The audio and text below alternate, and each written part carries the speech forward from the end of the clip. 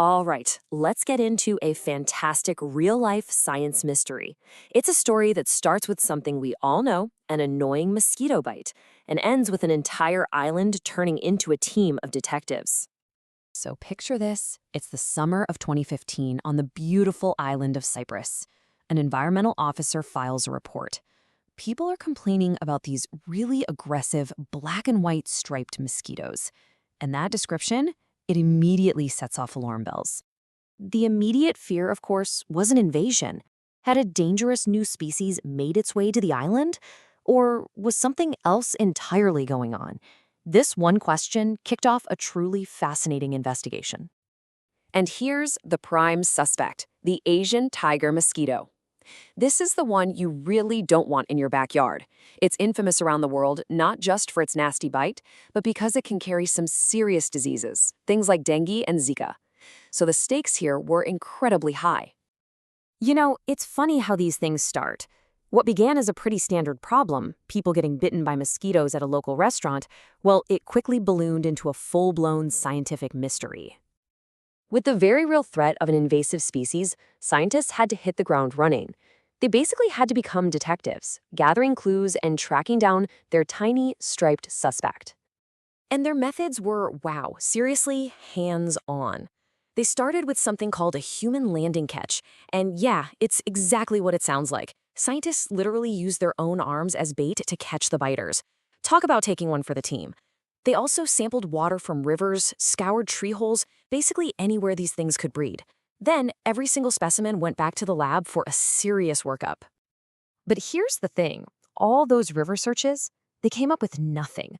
The big break, the crucial clue in the case, was found hiding in plain sight, in the water collected from the hollows of old trees.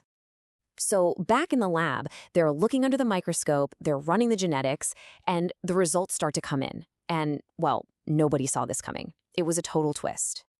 Get this, the culprit wasn't the invasive Asian tiger mosquito at all. It was its native doppelganger, the cretin mosquito.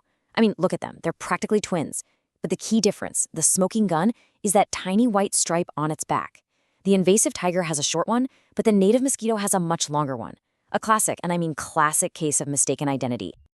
And to really get why this was such a jaw-dropping discovery, you have to see this timeline. This native mosquito hadn't been officially seen in Cyprus for 66 years. It was recorded once in 1949, and then, poof, it basically vanished from science. It was a ghost species, lost and now found. So, case closed, right? Well, not exactly. Solving one mystery just blew open a much bigger one. Okay, so this lookalike is out there, but where? And even more importantly, how could a small team of experts possibly keep an eye on an entire island to make sure the real bad guy, the invasive tiger mosquito, hadn't already slipped in? They just didn't have the people or the resources. The old ways of doing things weren't going to cut it.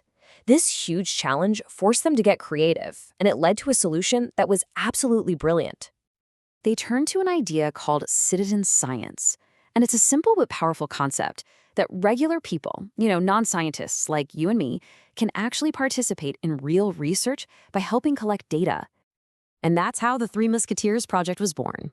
They launched this awesome public campaign. They put out films and guides teaching people how to spot the difference between the harmless native lookalike and the two big invasive threats. They made it super easy for anyone to just snap a photo and send it in, and every single submission got checked by a real expert. So what happened? What happens when you basically deputize an entire island of citizens and turn them into your research team? Well, the results were nothing short of incredible. Just look at this chart. It says it all. In the 73 years before this project, experts had only managed to find 3 official records of this mosquito. 3. In just 3 years, citizen scientists found more than 39 confirmed records. The difference is absolutely staggering. And let's break that down even more. The citizen scientists didn't just find more mosquitoes. They gave the researchers island-wide coverage, something the experts could only dream of. And that led to the most important finding of all. They helped confirm that the dangerous invasive species was, in fact, not there. And that is the absolute genius of this whole thing. By mapping out where the harmless lookalike was, the public was also building a map of where the invasive one wasn't. It's like turning on all the lights in a room to prove there's nothing hiding in the dark. It's powerful evidence of absence. I mean, you don't have to take my word for it. The researchers themselves summed it up perfectly in their paper. The data from everyday citizens gave them more records and more insight than 7 decades of official work combined. Just wow. So, what's the moral of our little detective story?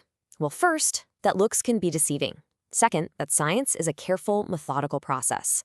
But I think the biggest lesson is that citizen science is an incredibly powerful tool. It shows that your eyes, your observations, they can actually contribute to real scientific discovery. Which really just leaves us with one final thought. This all happened with mosquitoes on an island, but the idea is universal. So it makes you wonder, what mysteries are just waiting to be solved right in your own backyard? And how could you be the one to help discover them?